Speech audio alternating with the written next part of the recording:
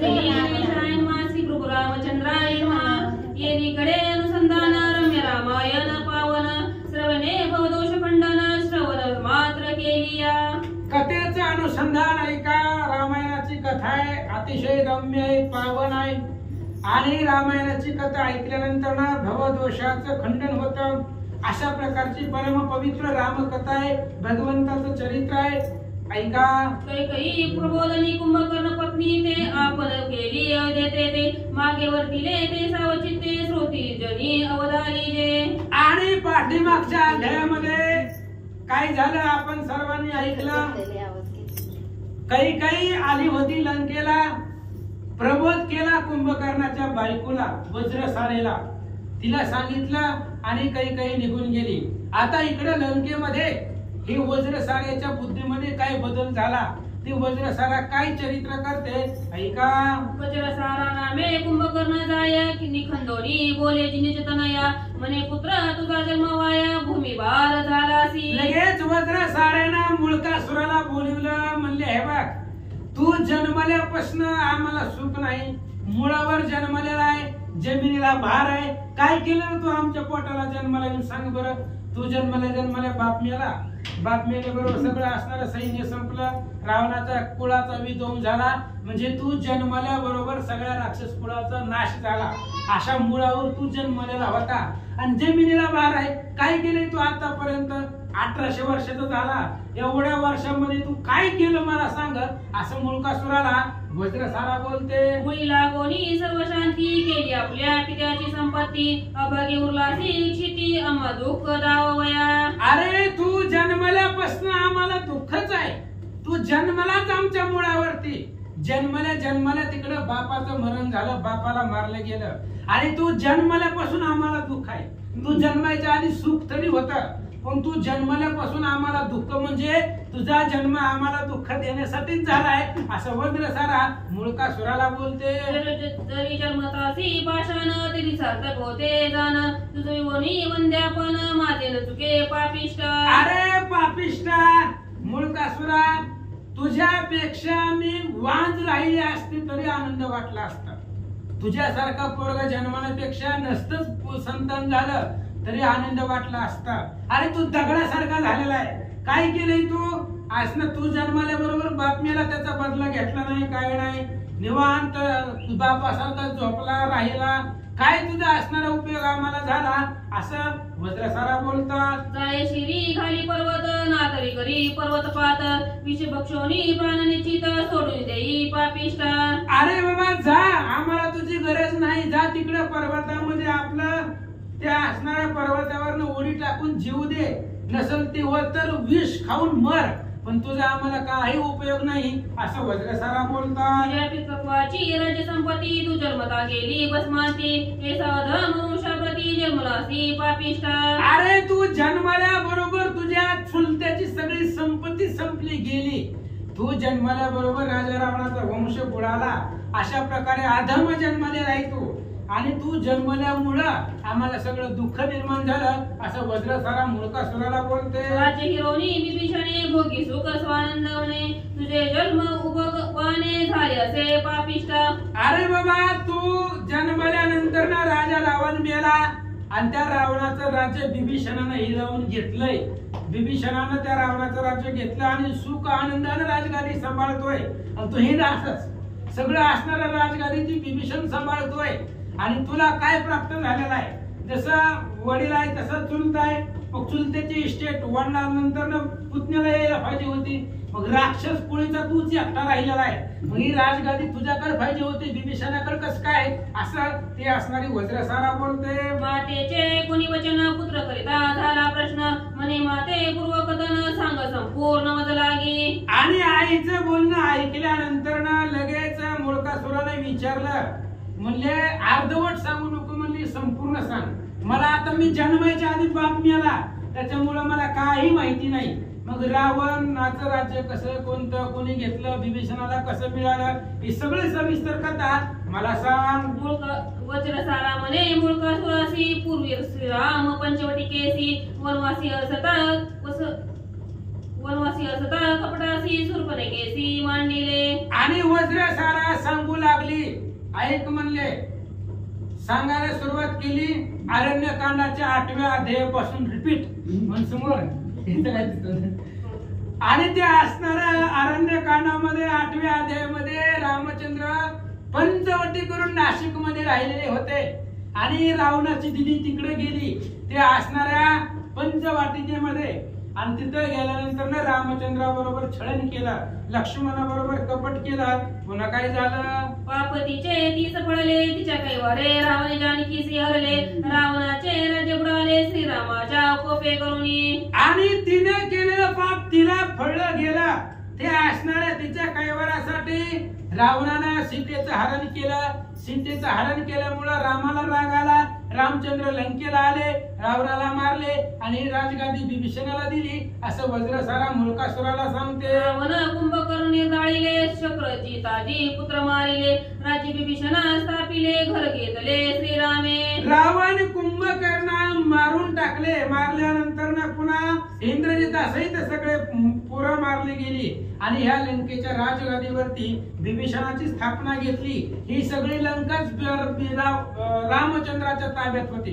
म्हणजे अख्खी लंकाची राजगादी रामचंद्राने घेतली आणि पुन्हा विभीषणाला दिले असं वज्रसारा सांगते. शने वेद सांगितला राक्षसाची संहार झाला तुझ्यामुळे अटकेला लंकेची या राज्यासी. अरे बाबा हे असणाऱ्या विभीषण रावणाच्या सगळ्या गुप्त माहिती रामाला सांगितल्या म्हणून रावणाला मारता आलं. रामाला विभीषण आपला पहिल्यांदा फुटला आपल्या सैन्यामधून तिकडे गेला आणि तिकडे गेल्याबरोबर रामाला सगळ्या खानाखुना राक्षसाची गुप्त स्थानं ह्या विभीषणाने सांगितली आणि सगळं सैन्य मेलं, रावण मेला, कुंभकर्ण मेला, तेव्हा तू जन्मला असं मुलकासुराला वज्रसारा सांगते. मुलकासुरे कोणी वचन अत्यंत अनुताप झाला पूर्ण पुढे माते उपाव कोण कार्यकारण सांगावा. मुलकासुरानं ऐकलं म्हणलं असं वय आपलं राज्य आहे का? त्या विभीषणाकडे गेले मग काय म्हणणं आहे घ्यायचंय का राज्य?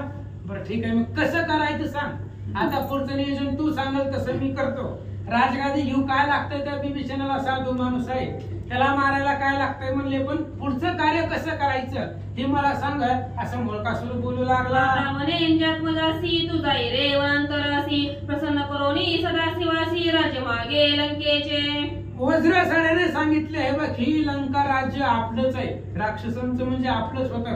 राजा रावणानंतर ना तुझ्याकडे यायला पाहिजे होतं पण ते रामानं बिभीषणाला दिलं. आता त्या बिभीषणाकडून लंकेची राजगादी आपल्याला घ्यायची आहे तर तू काय कर वनामध्ये जा महादेवाला प्रसन्न कर, महादेवाची तपश्चर्या कर आणि महादेव ज्यावेळेस वरदान माग म्हणतील त्यावेळेस लंकेची राजगादी मिळावी असं वरदान महादेवाकडून मागून घे. प्रसन्न करोनी चंद्रचूड वर मागे सुदृढ जेणे पुरे माझे कोड महिमा वाढे तेने तुझा. आणि महादेवाला प्रसन्न कर, वनामध्ये जाऊन तपश्चर्या कर. महादेव प्रसन्न झाले की लगेच लंकेचं राज्य आपल्याला मिळावं आणि मलाही राजमाता असलेला काहीतरी आनंद मिळावा म्हणून अशा प्रकारचं कर मलाही आनंद होईल आणि तू सुद्धा या लंकेचा राजा होशील अशा प्रकारे काहीतरी कर असं मुलकासुराला वज्रसारा सांगते. आज्ञा लावणी मातेची जाण मुलकासुर निघाला तपाक लागून जेविनताते संपूर्ण अमृतहरणा निघाला. आणि आईची आज्ञा घेतल्याबरोबर मुलकासुर तपाला निघाला. जसं विनीतीच्या आज्ञेने गरुड निघालेला होता हरण करण्यासाठी. कशाचं? अमृताचं हरण करायला विनीतीच्या सांगण्यावरून आईला सोडवण्यासाठी गरुड निघाला. त्या पद्धतीने तो मुलकासुर तपश्चर्याला चालला. ऐसा तो कुंभकर्ण कुमार सविता झाला टवे थोर लंगोनी पर्वताचे शिखर हिमाद्रीसी पावला. आणि तशा प्रकारे कुंभकर्णाचा मुलगा मुलकासुर वनामध्ये गेला जिथं कोणी सुद्धा येणार नाही विघ्न करायला असं अटक्य असणार ठिकाण पाहिलं. पर्वताचे असणारे एक शिखर पर्वत लंबून एक एकांतवास पाहिला आणि त्या ठिकाणी तपश्चर्यासाठी गेला. अश्रयोनी हिमवंतगिरी तप करिता झाला जनत कवचारी तया अनुष्ठानाची थोरी सविस्तरी अवतारा. आणि हिमालय पर्वताच्या पायथ्याला तू गेला. लंकेमधून हिमालय पर्वताचा आश्रय घेतला आणि त्या पर्वताच्या पायथ्याला तो असणारा कुंभकर्णाचा पोरगा मुलकासुर तप करू लागला. आता कसं तप करू लागला त्या तपाची महती त्या तपाचं सामर्थ्य ऐका. निरन्न निरुद कहूनी भूमिशय वस्त्रहीन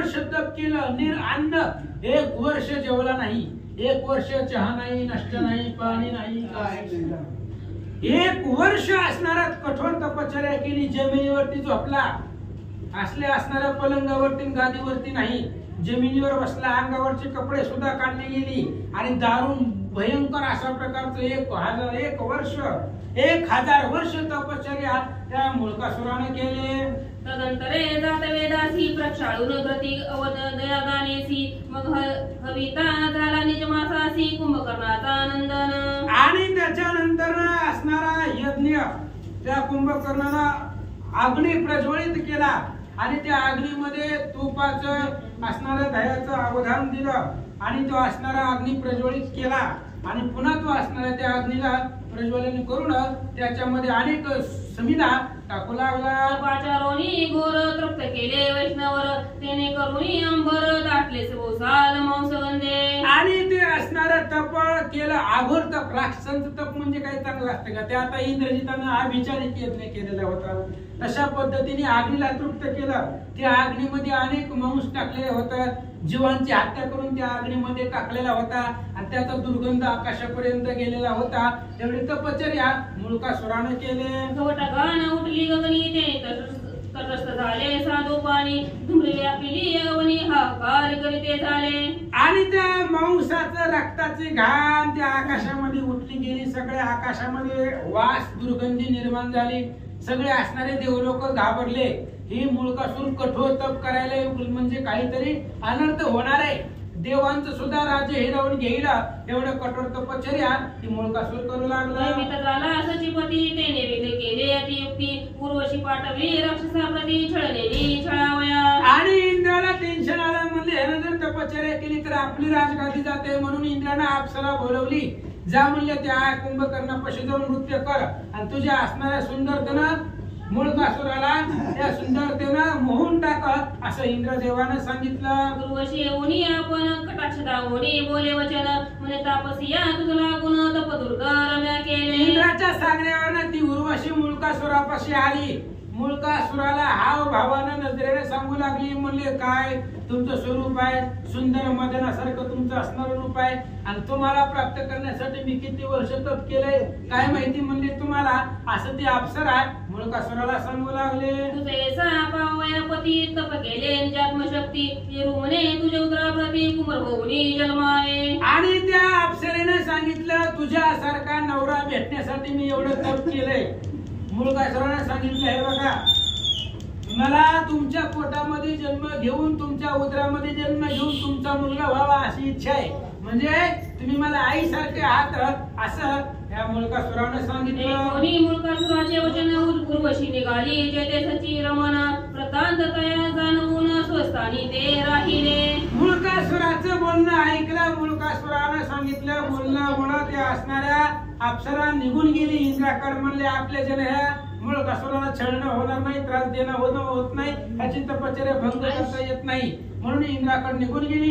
इंद्र दुसरा काही मार्ग करतात नाही का? छळण चले राक्षसाप्रती देवेंद्र जाऊन निघूती तया उपरी कैलासपती चतुरानंदने येता झाला. आणि या राक्षसाला छळण चलत नाही, ह्याचं तप परिपूर्ण होईल म्हणून इंद्राने विषय सोडून दिला. आता महादेवजी आणि ब्रह्मदेवजी ह्यांना काय करायचं ती करतील. ह्याने तपश्चर्या केली मुळकासुरानं, ह्या तपश्चर्याच्या सामर्थ्यावरती भक्तीवरती महादेवजी ब्रह्मदेवजी प्रसन्न झाले आणि ते हिमालय पर्वतापाशी प्रसन्न होऊन गेले. जेथे तप करी दशग्रीवानुज कुमार तेथे येऊनी गंगाधर म्हणे झाले तुझे तप दुर्धर देखोनिया तोषल. जिथं ही मुळकासूर तपश्चर्या करत होता तिथं ब्रह्मदेवजी महादेवजी गेले, सांगितलं हे बघ तुझी तपश्चर्या परिपूर्ण झाली, 1000 वर्ष तू त्या ठिकाणी तपश्चर्या केली, प्रसन्न झालेला आहे, आता तुला काय मागायचं असेल ती माग असं ब्रह्मदेव महादेव सांगू लागले. माग तुझं झालो प्रसन्न जे देवा दुर्धर न देव वेदान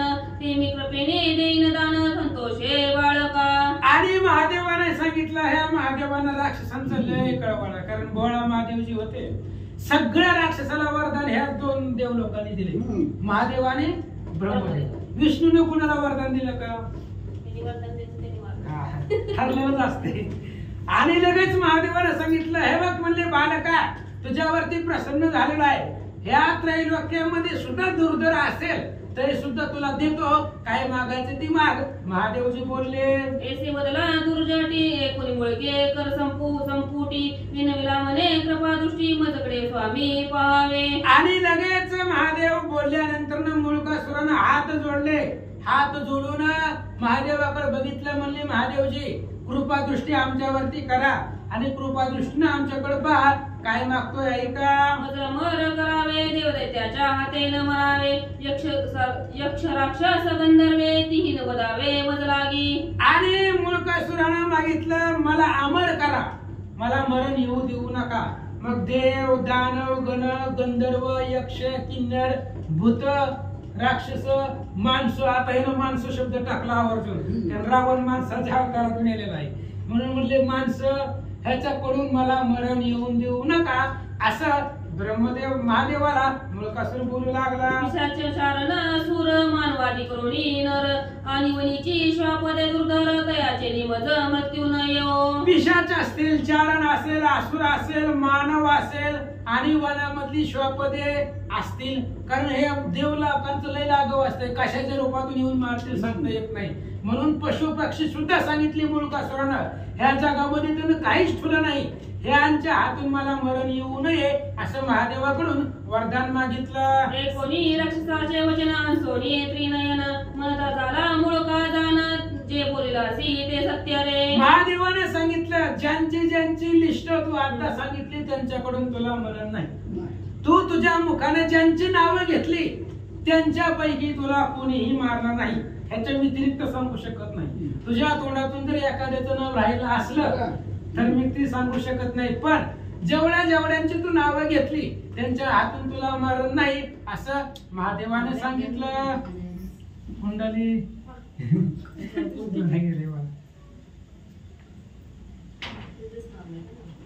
बंद केला का बंद करू.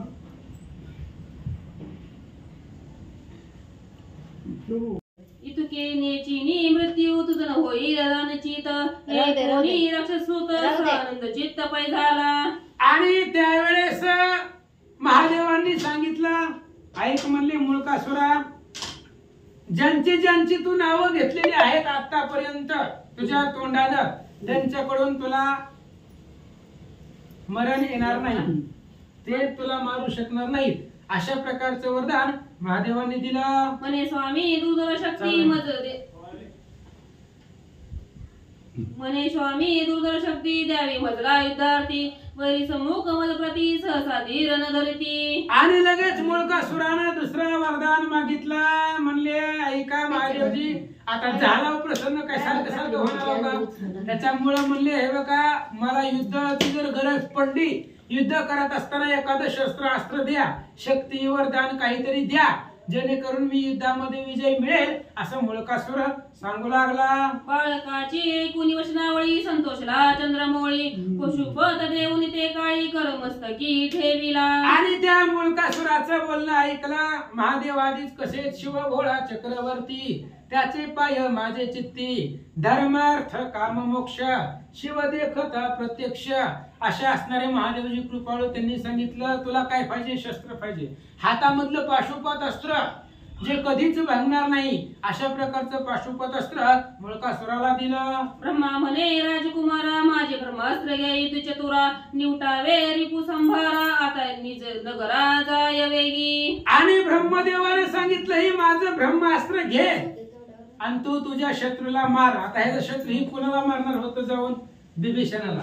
बिभीषण रामचंद्राचा भक्त आहे, पण ब्रह्मदेवाने सांगितलं ही ब्रह्मास्त्र घे आणि तुझे जे शत्रू असतील त्या शत्रूला मार, असं ब्रह्मदेवानं वरदान दिलं. जे योनीद्वारे जन्मती तयाची नवे मृत्यू प्राप्ती, हे कोणी राक्षस चित्ती सुख प्राप्ती पावला.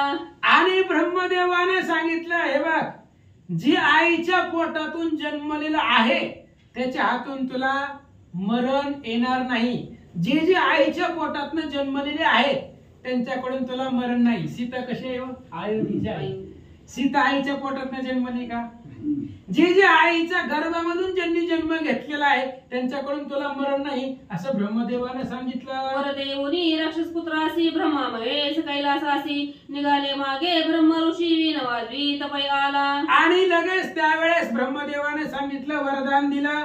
आणि तेवढ्या वेळामध्ये नारद मुनी हातामध्ये ब्रह्मवीणा घेतला, विणा वाजवीत वाजवीत त्या ठिकाणी आले. नारदाचे कुणी गायन राक्षस पुत्र करोनी नमन म्हणता झाला माझे मरण कोणाचे निहाते होयस मुनी. आणि लगेच नारद महाराज तिथं गेल्यानंतर नारदाला नमस्कार केला आणि लगेच विचारलं, म्हणले होय महाराज मरण म्हणले माझं कसं आहे सांगा बरं. आता ह्यांनी तर वरदान दिलेत, मी पण बोललोय बरंच काही काही, पण तरी पण भीती वाटते हो मरणाची. मग कसं आहे म्हणले, मला कोण मारेल किंवा मला कुणाच्या हातून मरण येईल सांगा असा प्रश्न नारदांना मुळकासुराने केला. तुम्हा की गमन जाणता भूत भविष्य वर्तमान सांगावे माझे कोणाचे निमरण विधी संपूर्ण करावे. आणि मुळकासुराने विचारलं, म्हणले ऐका, तुम्हाला भूत भविष्य वर्तमानाचं ज्ञान आहे, त्रिकाळाचं ज्ञान तुम्हाला आहे. त्याच्यामुळं पाठीमाग काय झालंय, काय चालू आहे आणि पुढं काय होणार आहे ह्याचं सगळं ज्ञान तुम्हाला आहे. त्यामुळे सांगा मला की माझं मरण कसं येणार आहे, मला ह्या जगामध्ये कोण मारणार आहे सांगून टाका असं मुळकासूर बोलू लागला. मुळकासुराचे कोणी वचन नारद हसे खदखदोन म्हणता झाला महेश्वर देऊन अमर पूर्ण तुझं केले. आणि त्यावेळेस मुळकासुराने विचारल्यानंतर नारदजी हसले, म्हणले मुळकासुर आत्ताच महादेवजी तुला वर देऊन गेलेत ना, महादेवाने तुला अमर केलेला आहे, अमरत्वाचं वरदान दिलेलं आहे असं नारदजी बोलतात. त्याचा मृत्यू राक्षस पुत्रा तुझं काळयत्री भय नाही सर्वता जन्मला प्राणी अमरते व्रता निज श्लाघता भोगीती रे. आणि त्यावेळेस नारदांनी सांगितलं, महादेवांचं वरदान आहे म्हणून तुला भीती नाही, भय नाही तुला, कळी काळाचं सुद्धा कशाचं या जगाच्या जीवनामध्ये तुला कसलंही भय नाही असं नारद महर्षी बोलतात. जनिनी चट्राचे आले ते काळाचे खाजे झाले प्रळय नळाचे तोंडी पाडिले जाणवाहिले कुमारा. ऐक, जे आईच्या पोटातून जे जन्मलेले आहे ते मरणारच आहे. तुझा सुद्धा जन्म झालाय म्हणल्यावर मरण आहे म्हणले कधी ना कधी. जे जे आकारात ते आले ते नाशात पावले, जे जननी जठरी नाही जन्मले ते अमर झाले सर्वस्वे. हे अमरत्वाची खरी व्याख्या आहे. जी आईच्या पोटातून जन्मलेले आहेत ते मरणार आहे आणि जे आईच्या पोटातून जन्मलेले आहेत ते अमर आहे. मग आईशिवाय कोणाचा जन्म होतोय, सगळीच गर्भामधून आलेले, त्यामुळे सगळीच मरणार आहेत असं नारदांनी सांगितलं होतं. हिरण्यकश्यपादी थोर थोर रावणादी रजनीचर ते अमृतवाचा बळीवार सत्य साचार मानित होते. ऐक बाबा मुळकासुरा, तुला वाटतंय महादेवानं वरदान दिलंय, अमर केलंय, पण ह्याच्या पाठीमाग हिरण्यकश्यपूनं सुद्धा अमरत्वाचं वरदान मागितलं होतं. त्यांनाही असंच वरदान दिलं होतं महादेवानं, अमर होशील, पण त्याला सुद्धा मरण आलं. त्यानं जसं जसं वरदान मागितलं त्या वरदानाचं प्रतिपाल करून त्याला मारण्यासाठी भगवंतानं सेपरेट अवतार घेतलाय नरसिंहाचा. आणि ते असणारे आता ते नर बी नाही सिंह बी नाही असा असणारा अवतार आहे. नख्यानं मारलं, शस्त्र नाही अस्त्र नाही, दिवसा नाही रात्र नाही, संध्याकाळी 6 वाजता मारलं, पुन्हा खाली नाही वर नाही उंबऱ्यात पकडला. अशा पद्धतीने त्या असणाऱ्या हिरण्यकश्यपूला मारलं. पुन्हा तुझा चुलता रावण, त्या रावणानं सुद्धा अमरत्वाचं वरदान मागितलं होतं. त्यानं घमेंडीमध्ये सगळ्यांची नावं घेतली, पण ती माणसाचं नाव घ्यायचं राहिला. त्यानं माणसाचं नाव मुद्दाम घेतलं नाही. माणसं म्हणली आम्हाला खाण्यासारखी आहेत, जेवणाबरोबर कोशिंबीर असते तशी माणसं आम्ही खातो म्हणले, म्हणून त्यानं माणसाचं नाव मुद्दाम घेतलं नाही. म्हणून त्याला मारायला श्री विष्णूनं माणसाचा अवतार घेतला आणि त्याला मारलं. म्हणून जरी तुला वरदान मिळालेलं असलं तरी सुद्धा मरण निश्चितच आहे असं नारदजी बोलतात. तेही गेले मरण मार्गे काळ सूत्री पडले निजांगे अमरतो मनिती जेवा उगे पडले प्रसंगे जाणवेल. अरे बाबा मुळकासुरा, एवढी मोठी मिमी म्हणणारी अमर आहेत असं म्हणणारी सुद्धा मरणाच्या मार्गाने गेली. हिरण्यकश्यपू रावण अमरत्वाचं वरदान मागून घेतलं होतं, पण ती सुद्धा मेली. आता तुलाही महादेवानं ब्रह्मदेवाने अमर केलंय, पण जेव्हा तुझ्या मरणाची वेळ येईल तेव्हा तुला कळेल असं नारदजी बोलतात. विबुधाधिक सुधा पाणी दैत्य अमर समस्त मिळवणी बैसले अमृत भोजनी मरणे ते धोनी मारिले. अरे बाबा सगळे देव लोक आहेत, ते असणारे देव लोक अमर, ते अमृत पिऊन राहतात. आणि तेच देव लोक अमर आहेत ते असणारे स्वर्गामध्ये राहतात. त्यांनी अमृत पान केलेलं आहे आणि तिथून ते कुणाला कसं मारायचं ते नियोजन करतात असं नारद महर्षी बोलतात. दान करिता राहो त्याचे मस्तकी मृत्यूचा गाहो प्रथम वाचायला पाहो शरीर भाग्य भय झाले. अरे जे रोज अमृत प्राशन करतात ते मरतात. तुझं काय म्हणले, ज्यांना पाणी पिल्यासारखं अमृत पितात देव लोक तरी सुद्धा त्यांना मृत्यूनं सोडलेलं नाही. म्हणून मग तुला सुद्धा मरण निश्चितच आहे असं नारद महर्षी मुळकासुराला बोलतात. ऐसी मृत्यूची निज कथा सत्य जान घट स्तोत्र पुत्रा तुझ्या पित्याने पूर्वी तत्वता तू सारिके पुसिले. आणि त्यावेळेस नारद महर्षी सांगू लागली, ऐक बाबा, युद्धकांडाचा 24वा अध्याय सांगतो, रिपीट करतो. तुझा बाप कुंभकर्ण, त्या कुंभकर्णानं मला एकांतामध्ये विचारलं होतं की म्हणले सांगा ही मरणाची वार्ता तू आता जसं विचारलंय तसंच एकदा तुझ्या वडिलांनी मला विचारलं होतं, तेच तुला युद्धकांडाचा 24वा अध्याय रिपीट करतो, ऐक असं सांगू लागले. त्याची तू जरी पुससी तरी सत्यमानी माझ्या वचनासी जे सांगे ते भावार्थेसी निज मानसी धरावे. अरे बाबा ऐक, ही मृत्यूची कथा आहे, मृत्यू कुणालाही चुकत नाही. आणि आता जे मी सांगणार आहे ते तुला सांगतो, ऐक. तेवढं ती शाकन पिशवी आणा की पावसाला लागला दिसतोय पाऊस.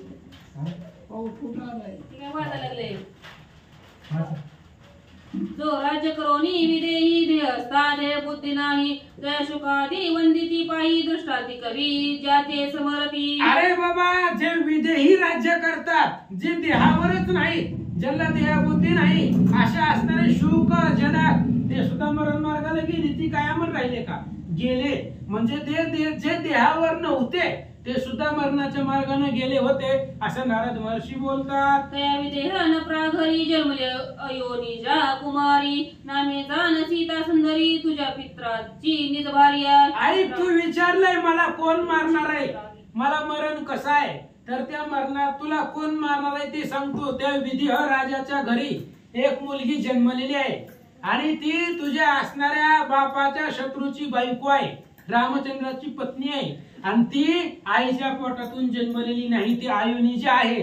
आणि त्या सीतेच्या हातून तू मरशील असं नारद महर्षी बोलतात. तिचे हस्ते तुझ मृत्यू राक्षस पुत्रा जाण निश्चित ऐसे नारद मुखे भाषित सविस्तर वृत्तांत ऐकिला. नारदांनी सांगितलं, तू मग अशी ज्यांचं नाव घेतलं तेव्हा तू स्त्रीचं नाव घेतलं होतं का? जे जे जन्मले त्यांच्याकडून मरण नाही.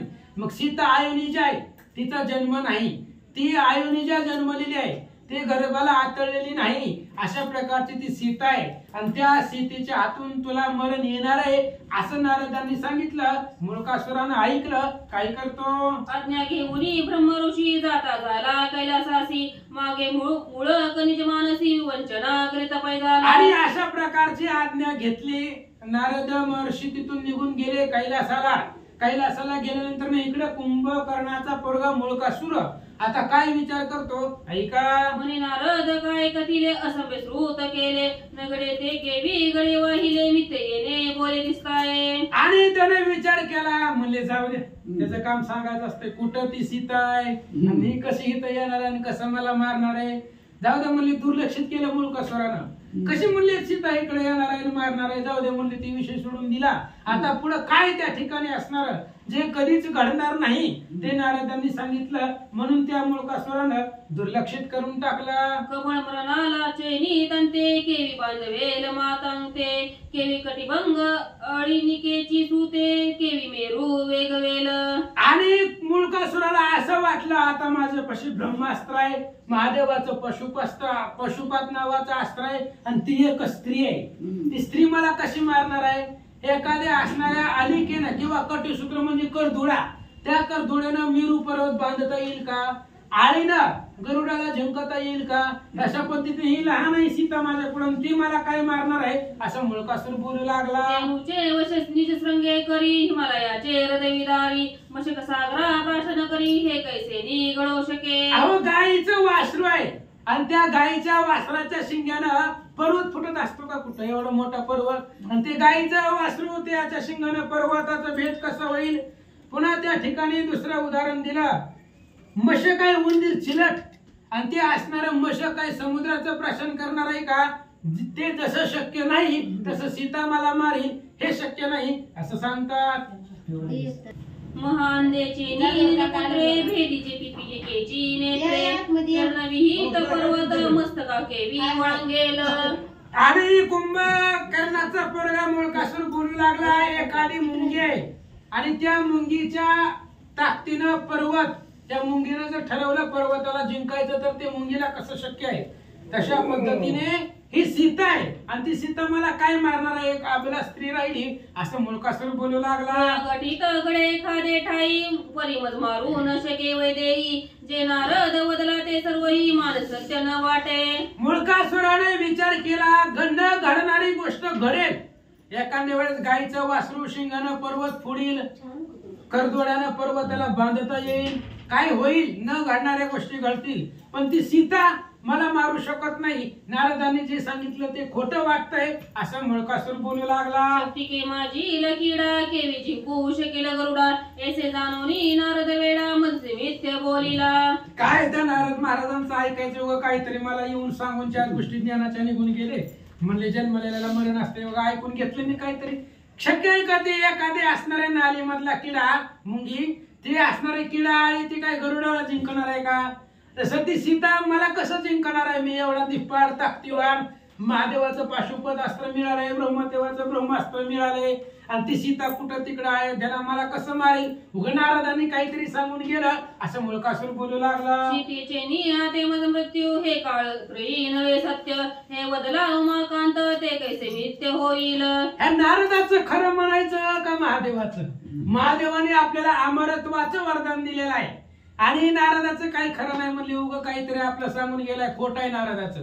महादेवाचं खोटं कसं होईल? महादेवांनी मला अमरपणाचं वरदान दिलेलं आहे असं मुळकासूर बोलू लागला. मनी भाऊन निज प्रतापे कुंभकर्णंदन निज नगराते प्रांती येऊन राक्षसा माता जाणविली. आणि अशा प्रकारे मनामध्ये विचार केल्यानंतर ना आपल्या पुन्हा नगरीमध्ये आला, लंकेमध्ये 1000 वर्षानंतर पुन्हा नगरीमध्ये आला आणि आल्यानंतर राक्षस त्याचे असणारी प्रधान त्यांना जाणवलं. राक्षसा म्हणे मुळकासूर तुम्ही विभीषणा जाणावा उत्तर कुंभकर्णाचा निज कुमार युद्धालागी बोलवतो. लगेच कुंभ त्या असणाऱ्या मुळकासुराने राक्षसांना बोलवलं, म्हणले जावा विभीषणाला सांगा कुंभकर्णाचा पोरगा मुळकासूर तुमच्या बरोबर युद्धाला आलाय, तुम्हाला युद्ध करणं होत असलं करा, नाहीतरी राजगादी माझ्या ताब्यामध्ये द्या. ही राजगादी माझ्याकडे येणार होती पण चुकून तुम्हाला त्या रामानं दिलेली आहे, त्याच्यामुळे युद्ध करायचं असलं तर करा, नाहीतरी लंकेची राजगादी मला द्या असं मुळकासूर. जरी सामर्थ्य असेल तुम्हासी तर युद्ध करावे तयासी नाही तर निज राज्यासी सोडून वनासी पैजावे. आणि ती मुळकासूर राक्षसांना सांगू लागला, जाऊन विभीषणाला सांगा जर अंगामध्ये सामर्थ्य असेल, ताकद असेल तर त्या मुळकासुराबरोबर युद्ध कर, नाहीतर हे सगळं राजगादी त्याच्या स्वाधीन कर आणि वनामध्ये जाऊन तपश्चर्या करत बस असं मुळकासूर बोलू लागला. मार्गश्रेयकती त्याची वचनावळी उपवास करवणी हंसे सकाळी म्हणत हे प्रियाच्या मुळी पूर्वी जन्म पावेल. आणि लोकांनी त्याचं बोलणं ऐकल्याबरोबर जे काय मार्गस्थ होते लंकेमधले नागरिक लोक होते ती म्हणली ही जन्मला तेव्हा बाप मेला याचा, ही जन्मल्याबरोबर कुंभकर्ण मेलेला आहे आणि सगळ्या रावणाचा वंश संपला हे जन्मल्यावर, हे मुलाला लागलेला आहे म्हणून मुळकासूर नाव होतं त्याचं. आणि आता ही लंकेचं नगर राज्य घ्यायचं म्हणताय असं येणार लोक बोलू लागले. मुळीचे नी नक्षत्र लंकेची होळी झाली लंकनाथाची सकुळी आता फिरोनी आपले मुळी नेणे लागले. आता हे मुळकासूर काय करत नाही, जेव्हा जन्मला तेव्हा रावणाच्या कुळाला लागला आणि त्याचा सगळ्या कुळाचा नाश झाला. आता विभीषणाला युद्धाचं आमंत्रण देतोय, बाबा ज्याचा पाठीशी राम आहे त्या असणाऱ्या विभीषणाला युद्धाचं आमंत्रण देतोय. आता रावणाच्या कुळाचं तर वाटोळ ह्याच्यामुळे झालं, आता स्वतःचा सुद्धा कुळाचा असणारा निर्वंश करील असं येणार जाणारे लोक विचार करू लागले. वंशापासून संभूती तो अग्निवना दाहो करीती, वंशा दाहो नवे शांती ते पुत्र राक्षस मुळी. आणि जो असणारा अग्नी अग्निवनामध्ये तयार होतो आणि ते असणारा अग्नी सगळ्या वनाला जाळतो, तशा पद्धतीने हे असणारा मूळकासूर आहे, स्वतःच्या कुळाचा नाश करायला तयार झालाय असं रस्त्यातली लोक येणार जाणारी बोलू लागले. कोणी न मानिती तयाचे वचन सर्वही करती उपेक्षण, जे मूर्खाचे वल्लग्न ज्ञाता खंडी शब्दाचे एके. आणि मूळकासूर कोणी याचं ऐकतच नव्हतं, कारण लियाना जाणारी लोक सगळी धार्मिक झालेली होती, विभीषणाच्या आज्ञेमध्ये होती. भेटेल त्याला सांगायचं जा त्या विभीषणाला बोलव युद्धाला, लक्ष द्यायचं जाऊ दे म्हणले, दुर्लक्ष करायचे काय याचं ऐकायचंय. मग जसं एखाद्या हुशार व्यक्तीचं बोलणं ज्ञानी पंडित लोक त्या शब्दाचं खंडन करतात, तसं त्या कुंभकर्णाची उपेक्षा लोक करू लागली. नवलक्ष तारा जरी उदेल्या रविते जहरी, ते तयाच्या वचनाची उपेक्षा करी मार्गी तो का भेटत. आणि जे रस्त्यामध्ये भेटल त्याला मूळकासूर म्हणायचं जा विभीषणाला सांग, कोणच ऐकत नव्हतं. जसं 9 लाख तारांगणा जरी आकाशामध्ये असल्या तरी सूर्याच्या किरणाची बरोबरी करू शकत नाही. 9 लाख तारांगणा असावा त्यांचा उजेड आणि सूर्याच्या किरणाचा उजेड, जसं त्यांची बरोबरी होत नाही तशा पद्धतीने हे कुंभकर्णाचं ऐकत मूळकासुराचं ऐकत नव्हते. मार्गस्थ म्हणती राजकुमारा नको प्रवर्तू विभीषणासी वैरा, मंद बुद्धी सांडवणी चतुरात महिता विचारावे. आणि ज्याला बोलल ती मार्गस्थ येणार जाणारी लोक मूळकासुराला सांगू लागली, नको म्हणली विभीषण राम भक्त आहे, त्याच्या बरोबर युद्ध करू नको, वाद घालू नको. जर तू हुशार असशील बुद्धिवान असशील तर मंद बुद्धीसारखं काम करू नको. विभीषण धर्ममूर्ती आहे, भगवंत त्याचा पाठीराखा आहे, त्याच्यामुळं त्याच्या बरोबर युद्ध करू नको अशी बुद्धी लोक सांगू लागले. पुरुषे स्वहित विचारावे, बळाबळ शोधोनी पहावे, अविवेकाते सांडावे, जेणे संभावे आत्मघात. अरे बाबा पुरुषानं काय करावं, आपल्या असणाऱ्या बळाचा विचार करावा. तुझं बळ कुठं, त्या विभीषण अख्खी लंका विभीषणाच्या बाजूने आहे, तू एकटाच आहे, तुझं ऐकत सुद्धा कोणी नाही, रस्त्यातली लोक बी तुझं ऐकत नाही ती. आणि मग मला सांग जरा पुरुषाने विचार करावा, हित अहिताच्या गोष्टी लक्षामध्ये घ्याव्या. अरे विभीषण कुठं राजा आहे तो लंकेचा, अविवेकपणा सोडून द्यावा, सारासार विचार करावा अशी लोक सांगू लागले. ऐकोनी मार्गस्थांची वचनावळी, क्रोधे राजपुत्र खळवळा बळी, म्हणे विभीषणासहित पाताळी लंका पालती करीन. आणि त्या मार्गस्थांचं बोलणं ऐकलं मूळकासुराला भयंकर राग आला. म्हणले माझं ऐकत नाही, त्या विभीषणाकडे जातो म्हणले, त्याच्या सहित सगळी असणारी लंका पालती करतो, ह्या असणाऱ्या सप्त समुद्र सप्त पाताळामध्ये त्या ठिकाणी दडपून टाकतो असं बोलू लागला. सेना निजाळीन काळमुखी सामवीन, सातही समुद्र लोटीन आपुलेनी भुजबळे. हे सगळं राक्षसांचं कुळ निर्दळून टाकील, काळ असणाऱ्या सगळं काळाच्या अधीन सगळं सैन्य करील, सप्त समुद्र सुद्धा माझ्या असणाऱ्या हाकेनं खळबळ करतील असं मूळकासूर बोलू लागला. उलथीन ब्रह्मगोळा पालता करीन, देवदानवा संहारीन ऐसा क्रोध धरेला. एवढा राग त्या मूळकासुराला आला. मेरू मंदार नावाचे पर्वत बाहुबळानं उपटीन सगळा ब्रह्मांड गोळ पालथा करून टाकील, देव लोकांना सगळ्या जिंकील, सगळ्या दैत्याला मारील, एवढा राग मूळकासुराला आला. इतके भाऊनी ते समयी जवळी होते, त्या निज घाटे पाही मारोनी लोळविले भुई नव्हे ते से केले. आणि लगेच एवढा विचार केला आणि जे जवळ होतं त्यालाच मारून टाकलं मूळकासुरानं. जे आसपासची लोक होती ती 2-4 लोकांना मारून टाकलं. वाटत नव्हती असं करील, ती सगळं करून टाकलं, विध्वंस करायला सुरुवात केली. काय झालं, देखोनी दुरुनी देखोनी कंदना उर्वरी धावोनी विभीषणा, वर्ता जानवे ती एके बाळके राणा मारुनी लोका सांडिले. आणि दुरून लोकांनी बघितलं हे मूळकासूर लोकांना मारू लागलं. लगेच धावत धावत लोक विभीषणाकडे गेली. राजा विभीषणाला सांगितलं महाराज ही मूळकासूर कुंभकर्णाचं पोरग आपल्या गावातल्या लोकांना मारायला लागले असा निरोप विभीषणाला दिला. वय तरी दिसे धाकुटा परिपराक्रम सुरेशा परिसमोटा, राक्षस मारोनी नगरीच्या वाटा राजगारी उभासे. आणि त्यावेळेस त्यांनी सांगितलं अरे त्याचं वय जर बघायला गेलं तर लहान आहे आणि प्रताप जर बघितला तर इंद्रापेक्षा सुद्धा मोठा आहे. अद्भुत सामर्थ्य याच्याकडे आहे. अशा प्रकारे तो असणारी जे काही प्रधान होती, सेवक होते, मार्गस्थ होते, ते विभीषणाला सांगू लागले, पुंडलिक गौरधारी विठ्ठल श्री ज्ञानदेव तुकाराम पंढरीनाथ भगवान की जय. श्री गणेशाय नमः. श्री सरस्वती नमः. प्रभु रामचंद्राय नमः. मानत शिराय जाणावा माता मी कुंभकर्णाचा निज सुत प्रसन्न करून विश्वनाथ निज राज्य घेवया पयालो. श्री गणेशाला वंदन करून प्रभू रामचंद्राचं स्मरण आणि सद्गुरूशी शरण जाऊन कथेचं अनुसंधान आहे. मुळकासूर असणाऱ्या लंकेच्या ठिकाणी आलेला आहे आणि सर्व सेनेला त्या ठिकाणी सांगू लागला की तुमचा राजा असणारा विभीषणाच्या विभीषणला जाऊन म्हणले त्या ठिकाणी सांगा मी कुंभकर्णाचा असणारा मुलगा म्हणले आणि इथं युद्धासाठी आलो. लंका राज्य मज दिजे ना तरी मजशी युद्ध किजे बहुत बोलत असे पाहिजे पराक्रम आपुला. असणाऱ्या मुळकासूर त्या ठिकाणी आपल्या पराक्रमाच्या जोरावर मोठ्यानं त्या ठिकाणी गर्जना करून सांगू लागला विभीषणाला सांगा म्हणजे असणारं राज्य म्हणजे माझ्या स्वाधीन कर नाहीतर युद्धाला सामोरं जा. नगरवासियाचे ऐकोनी वचन कोपा चढला विभीषण म्हणे हे कालचे बालक लहान केवढे विधान मग ही कोण असणाऱ्या लंकेचं जे असणारी सेनापती आहेत प्रधान आहेत ते असणाऱ्या विभीषणाला जाऊन त्या ठिकाणी सांगू लागले. विभीषणजीने ऐकलं गेलं तळपायाच्या आग मस्तकाला गेले आणि म्हणू लागलं कालचं पोरग मला शिकवायला आलं का. आता त्याशी युद्ध करू हाची निर्धारीचा विचारू आईचे बोलवणी प्रधान विरुद्ध सेना सन्नद आकाच्या हातामध्ये असणारं कालचं पोरग आहे माझ्या बरोबर युद्धाला त्या ठिकाणी आलं का म्हणजे आता असणारं त्याच्या बरोबर युद्ध करून त्याचा असणारा घात त्या ठिकाणी करू म्हणून असणाऱ्या सेनेला सांगितलं सर्व सेनामध्ये त्या ठिकाणी सज्ज करा. मंत्री पाचरुणी आणली संपाती जो का प्रतापे माही पालती करीती असे तया प्रति निजहित सांगता झाला. मग त्या ठिकाणी असणारा सर्व सैन्यवाली त्या ठिकाणी सज्ज केला आणि असणाऱ्या त्या ठिकाणी आपलं हित कशात आहे तो असणारा बुद्धिवान प्रधान सेनापती असणाऱ्या त्या मुळकासुराला हिताच्या गोष्टी सांगू लागले.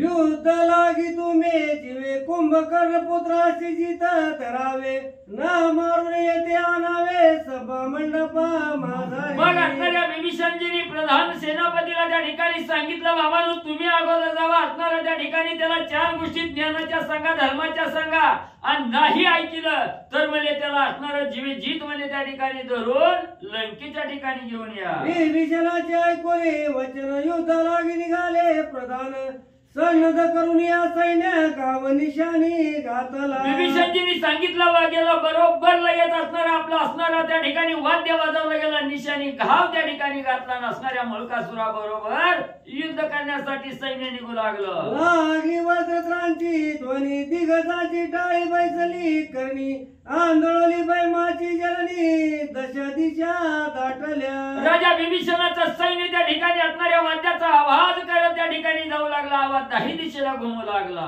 कुंजर निघाले आगलित जैसा चौचरणाचे पर्वत शिवारा परमित सेना वेष्टित चालिले. मग असणारे 4 प्रधान आहेत त्या ठिकाणी बलाढ्य असणारे पर्वत त्या ठिकाणी दिसावे तसे असणारे हे 4 प्रधान सर्व सेने सहित निघू लागले. हरवरांचे गडगडाटे पृथ्वीचे हृदय फुटे थराविले कर्मपृष्ठे मेषे माता डोलविला. मग त्या ठिकाणी असणाऱ्या घोड्यात असणाऱ्या रथाचा गडगड आवाज त्या ठिकाणी सगळी दहनी कंप त्या ठिकाणी पाहू लागली. ज्या वराहाने असणारी पृथ्वीमध्ये दाडे धरली ती असणारे वराह सुद्धा त्या ठिकाणी दचकले. दळाची गणना करिता मोजून शके विधाता वीरची अंड पालता गालीतील सुबटपणे. मग एवढ्या बलाढ्य वीर आहेत त्या ठिकाणी ह्या असणाऱ्या वीरांची तुलना त्या ठिकाणी करायची म्हटलं तर होणार नाही. एवढे श्रेष्ठ वीर आहेत त्या ठिकाणी ही पृथ्वी म्हणजे त्या ठिकाणी पालती घालण्याची ताकद त्या वीरामध्ये आहे. मातक मांडित राम नामे करी दे कोणी चरित अग्रज पळे दुरी शरणागताची सेनाशे परी पुरद्वारे निघाली. मग या ठिकाणी असणाऱ्या म्हणजे प्रभू रामचंद्राला शरण गेलेले बिभीषणजी आहेत आणि बिभीषणजीचं एवढं सैन्य त्या ठिकाणी लंकेच्या पूर्वद्वारातून बाहेर येऊ लागलं. राम नामे गरजती वीर जैसे वर्ष काळीचे मयूर माळुके दे कोणी वामन द्वार अग्नि ज्वाळा मुखी सांडी. मग त्या ठिकाणी एवढं असणारं सैन्य गर्जना करीत रामनामाचा जय जयकार करीत त्या ठिकाणी निघू लागलं. कसं म्हणजे त्या ठिकाणी निघू लागला असणारा भला मोठा अग्नी त्या ठिकाणी असावा, बरोबर आहे का? आणि त्या अग्नीतून असणाऱ्या ज्वाळा म्हणजे भडभड करीत म्हणजे बाहेर निघाव्या, तसं हे सैन्य त्या ठिकाणी लंकेतून बाहेर निघू लागलं. नेत्र करोनी आरक्त क्रोध तरा कापत हृदय बडका सुटत दंते वाचित अधरोष्ट. मग त्या ठिकाणी असणाऱ्या रागाला गेलेलं सैन्य त्या ठिकाणी डोळे लाल त्या ठिकाणी केलेलं आहे. असणाऱ्या होठ म्हणजे त्या ठिकाणी दातानं चावून राग राग त्या ठिकाणी निघू लागले. हे कोणी लंके सैन्याते गर्जना केली वज्र सारा सुते मने ही व्रत मरणाते काबा पुढे येते मग एवढं राम नामाची असणारी गर्जना करीत विभीषणजीचं सर्व सैन्य त्या ठिकाणी जाऊ लागलं. हे सैन्य येऊ लागलेलं असणारं त्या ठिकाणी कुंभकर्णाची बायको असणारी वज्रसाराच्या वज्रसारीचा मुलगा असणारा मुलकासुरानं बघितलं गेलं. मृत्यू सपिपते पिपिलिका कुळा पक्ष पुढती दाविती बळा तैसे राजनीचे रमज जवळा युद्ध वित वेळा घाली ती. मग त्या ठिकाणी असणारं म्हणजे कशी अवस्था त्या ठिकाणी झाली. विभीषणजीचं सैन्य मुलकासुरानं त्या ठिकाणी बघितलं. मुलकासुराचं जे सैन्य त्या ठिकाणी होतं, जशा असणाऱ्या वारुळातून असणाऱ्या मुंग्या त्या ठिकाणी बाहेर याव्या, तसं असणारं सैन्य त्या ठिकाणी उतावीळ झालं आणि विभीषणजीच्या सैन्यावर धाव घेऊ लागलं. आता या सैन्य युद्ध प्रसंगी लावले यमपुरीचे मार्गे आयशे बोलून शरयोगे कर्मच कर्मुक योजिता झाला. मग त्या ठिकाणी आताच्या आता म्हणजे हे सगळं सैन्य म्हणजे त्या ठिकाणी यमसदनाला म्हणजे धाडल्याशिवाय राहत नाही. म्हणून असणाऱ्या मुलकासुरानं गर्जना केली ना आपल्या असणाऱ्या धनुष्याला कार्मुक नावाचा बाण म्हणजे त्या ठिकाणी लावला. धनुष्य टरत काढिले ते वेळा बाण घेतला तेजा बीजाक्षरे जपुने आदरिला वरी टाकीला ते समय. मग त्या ठिकाणी असणारा धनुष्य सज्ज केला. धनुष्याच्या दोरीचा चमत्कार त्या ठिकाणी दिला आणि असणारा कार्मुक नावाचा बाण त्या ठिकाणी लावला. त्याच्यावर असणाऱ्या महादेवाच्या मंत्राचा असणारा बीजाक्षर मंत्र त्या ठिकाणी आणि म्हणले मुलकासुरानं मारला. या बाणीचे गोचे भ्रमित झाली ती गजांची मानसे प्रळय सुटला रविशशी आकाशे सांडून दच्या लंगीती. मग एवढा दुर्धर बाण त्या ठिकाणी सोडला गेला. जे असणारे वीर म्हणजे विभीषणजीचे होते ते घायाळ त्या ठिकाणी झाले. नव थरथरा त्या ठिकाणी कापू लागले. चंद्र सूर्याला सुद्धा धाक त्या ठिकाणी आता काय होतं काय नाही म्हणून त्या ठिकाणी विचार पडला. ओ बाणालारी दळावरी पडते क्षणी संपाती सावरी निज सरे तोडून वचरेवरी सेने उपरता सांडिला. मग तो असणाऱ्या म्हणजे त्या ठिकाणी मुलकासुरानं बाण त्या ठिकाणी सोडला होता. तो असणारा म्हणजे विभीषणजीचा प्रधान असणारा संपाती त्या ठिकाणी होता. त्या भासणाऱ्या बाणाला म्हणजे त्या ठिकाणी संपातीनं अडवलं गेलं आणि असणारा जो असणाऱ्या वज्रसारानं म्हणजे तो बाण म्हणजे वरच्यावरी म्हणजे त्या ठिकाणी खंडन केला. जैसे वचन पळित वेग करी खंडन तैसा मुलकासुराचा बाण निज क्षरे छेदिला.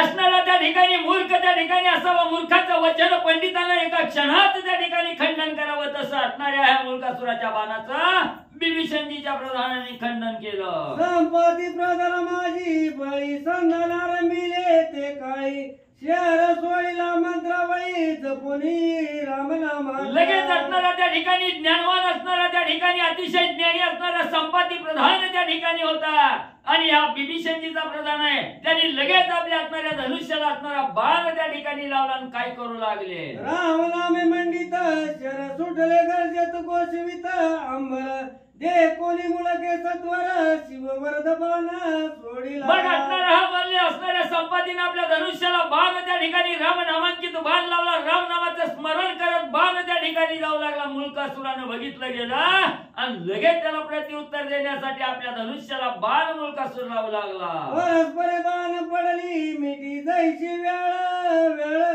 कंठी जगटून एक एकांचे पोटी समावोनी पै गेले. मग असणाऱ्या त्या ठिकाणी इकडे बिभीषणजीचं सैन्य इकडे मुलकासुराचं सैन्य एकमेकाला त्या ठिकाणी झगटू लागली. असणाऱ्या त्या ठिकाणी एकमेकाला असणाऱ्या झोंबू लागली. जसं असणाऱ्या बकरीच्या गळ्यात म्हणजे असणाऱ्या त्या ठिकाणी म्हणजे असणाऱ्या त्या ठिकाणी गलुला असावं तर ती जसं म्हणजे असणाऱ्या गळ्याला सोडून राहत नाही तसं म्हणजे हे सैन्य एकमेकाला त्या ठिकाणी पकडून ठेवू लागलं. उपरी मुळके अधिक दाविले एके बाणे त्रलोके व्यापिले शेरमय गगन झाले रवी कोपला ते काळी. मग रागाच्या वयात असणाऱ्या मुलकासुरानं आपल्या धनुष्याला बाण त्या ठिकाणी लावला. एका बाणाचे असंख्य बाण त्या ठिकाणी झाले. सगळं गगन त्या ठिकाणी म्हणजे आच्छादलं. सायंकाळ प्रवर्तला पक्षियाची प्रलय झाला पशु परतले दीप लागला ग्रही ग्रही राक्षसांचे. मग त्या ठिकाणी असणारा म्हणजे हे युद्ध त्या ठिकाणी करत असताना असणारा सूर्य मावळतीला त्या ठिकाणी गेला. सर्वत्र अंधार त्या ठिकाणी पडला. घरोघर दिव्याची लागण त्या ठिकाणी झाली. माव केली मुळके ते समयी प्रधान दिक राक्षस ठाईचे ठाई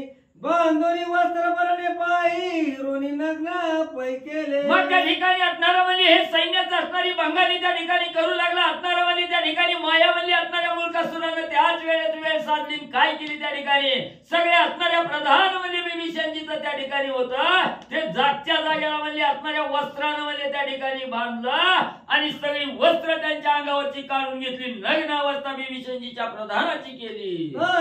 काय केले राक्षस एकवट बांधिले माग विभीषणाकडे पाठविले मार्गस्थात ते काळी. मग सगळ्याची असणारी कपडे त्या ठिकाणी काढून घेतली. नग्न असणारी प्रधान त्या ठिकाणी केले. सगळ्याची एक असणारी चारी गाठ त्या ठिकाणी बांधली आणि असणाऱ्या मार्गाने म्हणजे बिभीषणजीकडे पाठवलं. माया जाणविला व्रतांत कित्येक सैन्य केला अंत प्रधानादी कित्येक जिवंत धरोनिया राखिले. मग एक जणाला म्हणजे बिभीषणजीला निरोप द्यायला त्या ठिकाणी पाठवलं गेलं.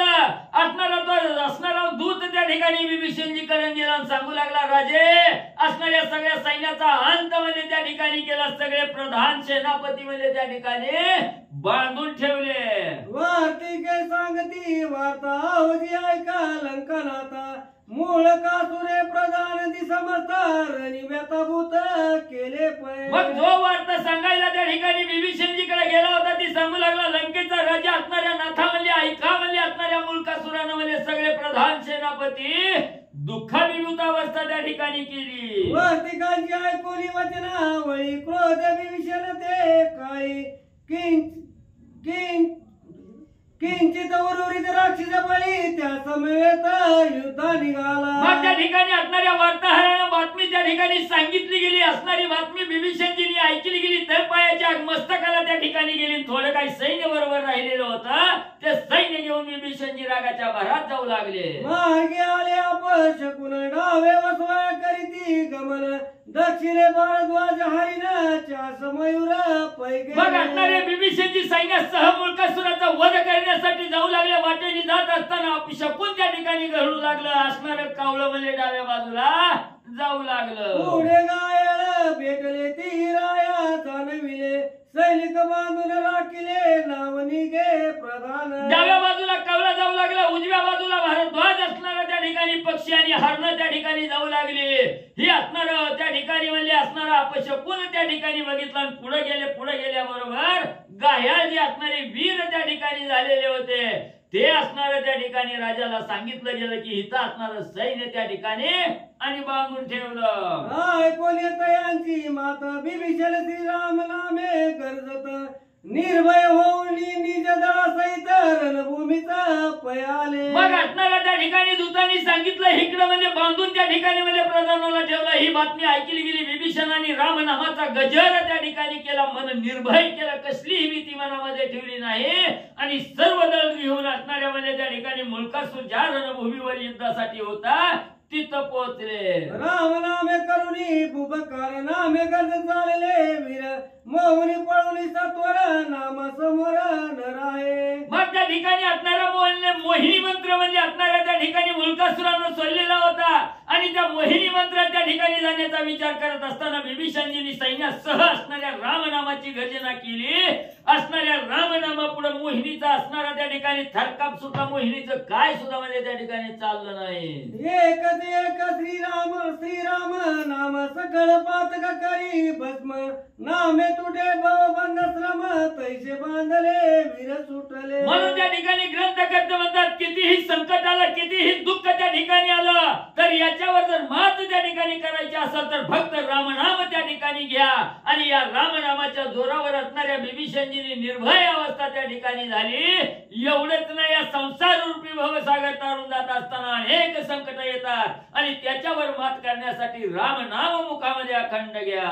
सोडविलनीचा प्रधाना पुढे आरंभिले रणा बिभीषणे सोडून अमित बाणा पृथ्वी गगना व्यापिले. मग त्या ठिकाणी असणाऱ्या म्हणजे बिभीषणजीने असणारे प्रधान त्या ठिकाणी काही तोडे होते, ते असणारे प्रधान त्या ठिकाणी घेतले, जे बांधून त्या ठिकाणी ठेवलेली होती त्यांची सोडवणूक केली आणि धनुष्याला असंख्य बाण त्या ठिकाणी लावून सोडू लागले. मूळ कासुरे दे कुणी पित्र शयर तयावरी सोडी कळ दंडा हुनी कठोर जो लागला बेदीची वार हिमालय पर्वताचे. मूळकासुरानं पाहिलं गेलं बिभीषणजीने असणारा बाण त्या ठिकाणी सोडलेला आहे आणि त्याच्यावर असणारा त्या ठिकाणी म्हणजे बाणाला प्रत्युत्तर देण्यासाठी काळदंडाहून कठोर असणारा त्या ठिकाणी बाण म्हणजे लागला सोडला गेला.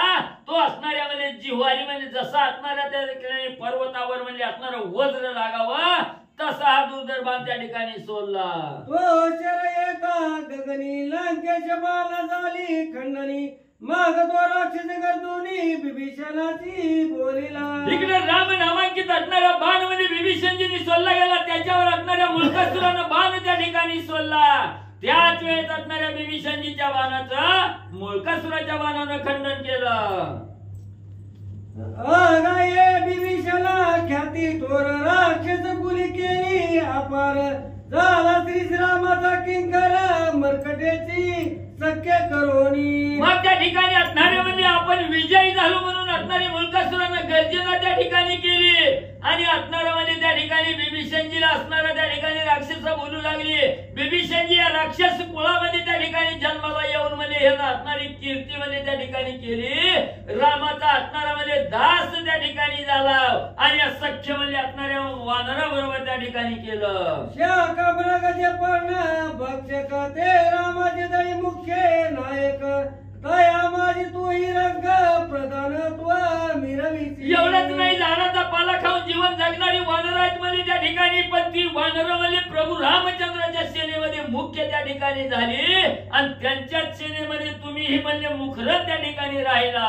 तू झाली त्या राम ते पाठविले यम पुरी ते करीत वज्र सारे हृदया ते जन्मलो मेई पण आपल्याला मूळकासूर गर्जना करून सांगू लागला बिभीषणजी रामाच्या जोरावर म्हणजे त्या ठिकाणी एवढं पुढं म्हणजे त्या ठिकाणी ताकद येऊन दाखवायला लागला.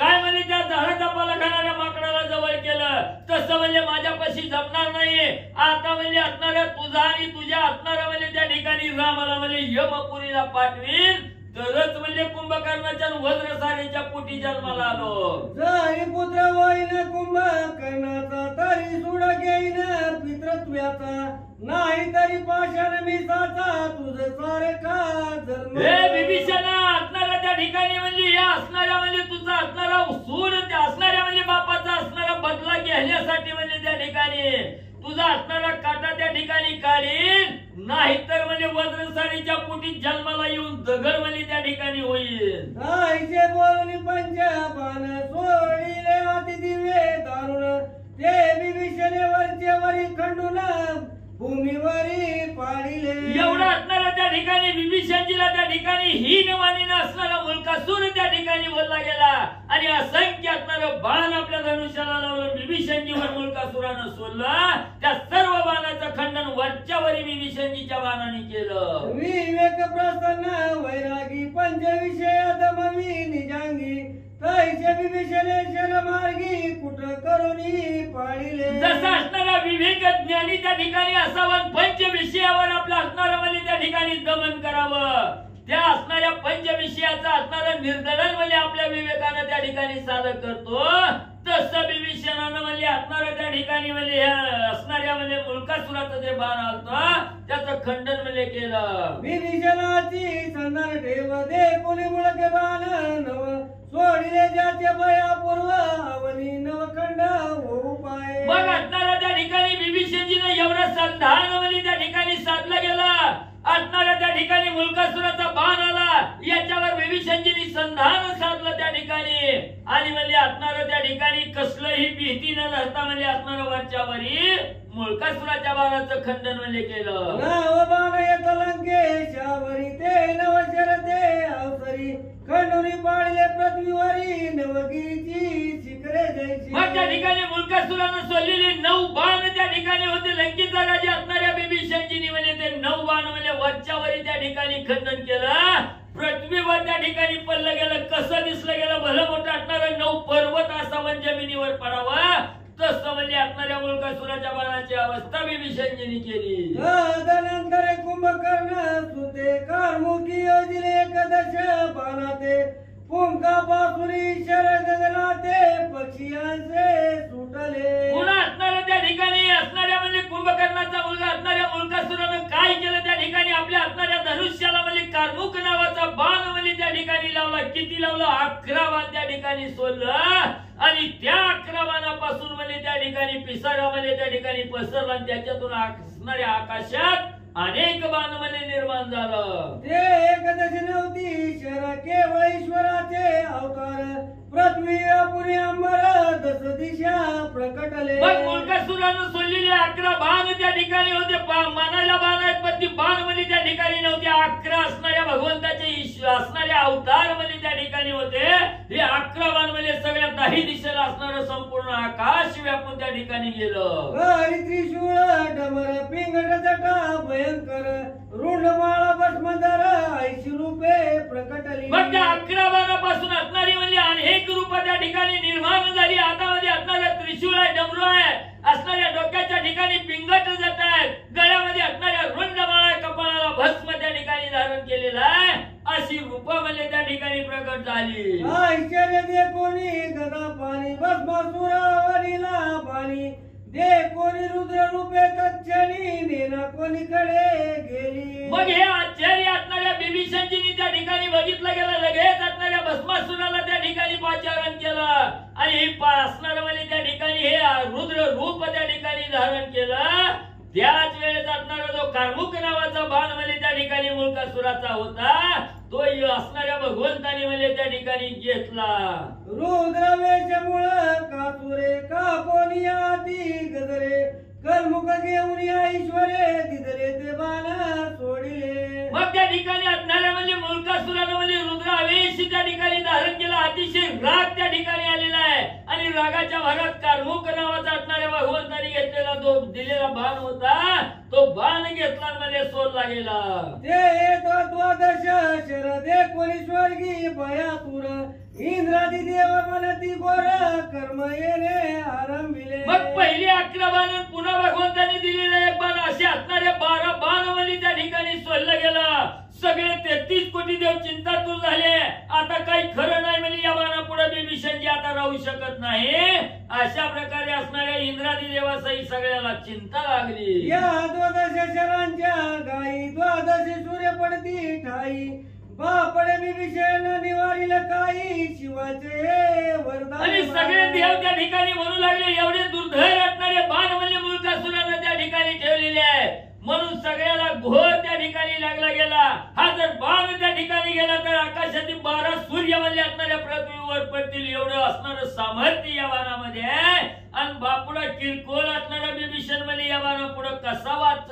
बिभीषण गदले खंडन करीत वाकस्मात पडले वरी 6 बाणी रथाचे कचोरी 4 अंका लागले. मग लगेच असणाऱ्या बिभीषणजींनी म्हणजे त्या बाणाचं खंडन करण्यासाठी असणारी म्हणजे गदा त्या ठिकाणी सोडली गेली. असणाऱ्या गदेनं म्हणजे त्या ठिकाणी अकस्मात 10 त्या ठिकाणी घेतली. 6 बाण असणार खंडन केलं. ते बाण असणाऱ्या म्हणजे मुळकासुराच्या असणाऱ्या रथावर गेलं आणि त्या रथाची चकचोरी म्हणजे त्या ठिकाणी केली. उर्वरित दोन्ही शरते बिभीषणाचे जीवर बेदोरी पलीकडे सत्वर पाताळ भुवनी प्रवेशले. मग उरलेली ती 2 बाण त्या ठिकाणी होती ती असणार बिभीषणजीला लागलेलं आहे. मग ते 2 बाण म्हणजे बिभीषणजीला त्या ठिकाणी लागलं गेलं. बिभीषणजीला लागून म्हणजे ते बाण असणाऱ्या पाताळात मध्ये जाऊन स्थिरावलं. बिभीषणाचे हृदय बेदोनी निश्चेष्टित मेदनी पडला पाद पदायचा वायुनी उलदंड शिके सहित. मग त्या ठिकाणी असणारा म्हणजे बिभीषणजीच्या हृदयाला असणारा बाण त्या ठिकाणी लावला. मूर्छेनं येऊन जमिनीवर असणारे बिभीषणजी त्या ठिकाणी पडले. कसे पडले?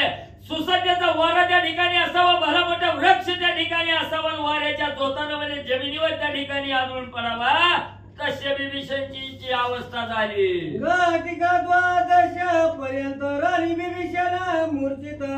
आयुष्य दे कोणी कुंभकर्ण सुत नगरा माझी प्रवेश. बघ असणाऱ्या बिभीषणजीला बाण लागला गेला. 12 घटकामध्ये असणारे बिभीषणजी मूर्छित त्या ठिकाणी पडले. हे मूळकासुरानं बघितलं आणि सगळं सैन्य घेऊन म्हणजे असणाऱ्या लंकेच्या ठिकाणी म्हणजे असणारा मूळकासुर गेला. लावली सेना सैनिक आपला केला पट्टाभिषेक. मस्तकी छत्र शशांक राज्य धरू बैसला. लंकेच्या ठिकाणी गेला. उतरला नवरा गुडघ्याला वाशिंगच्या ठिकाणी अवस्था असणाऱ्या मूळकासुराने केली. सगळे असणारे प्रधान आपला सेनापती त्या ठिकाणी बोलविलं आणि स्वतःच्या हातून स्वतःलाच अभिषेक करून घेतला लंकेचा. मूळके मातेपाशी येऊन साष्टांगेशी केले नमन. जोडीले हस्ती संपूर्ण सर्व व्रतांत जाणविला. मग लंकेचा राजा त्या ठिकाणी झालो. स्वतःचे स्वतःला त्या ठिकाणी मानलं गेलं. आईच्या दर्शनाला त्या ठिकाणी गेला. वज्र सारेला म्हणला, हे आई मी काय काय पराक्रम करून आलोय असं सांगितलं गेलं. जी काही घटना घडली ही सविस्तर कथा असणाऱ्या वज्र सारेला मूळकासुरानं सांगितली आणि आईचं दर्शन घेतलं. एका जनार्दना शरण झालेस मूळकासुर कथन. पुढील प्रसंगी बिभीषण श्रीराम शरण जाईल. गावबा काका एकनाथ महाराज आणि जनार्दन स्वामीला शरण जाऊन त्या ठिकाणी सांगतात. या अध्यायाच्या ठिकाणी मूळकासुराचा असणारी कथा म्हणजे त्या ठिकाणी झाली. पुढच्या अध्यायाच्या ठिकाणी असणारे बिभीषणजी म्हणजे प्रभू रामचंद्राला सहाय्य करून घेण्यासाठी शरण म्हणले जाते. स्वाती श्री भावार्थ रामायणे उत्तरकांडे एक गाठी काय. बिभीषण पराभव मूळकासुरालंकाराज्य प्राप्ती. राम एक सप्तोती. जय गोरा श्री कृष्ण हर गोविंद तुकाराम कुंडली गावने हरे विठ्ठल श्री ज्ञानदेव तुकाराम पंढरीनाथ भगवान की जय. राजाधिराज प्रभू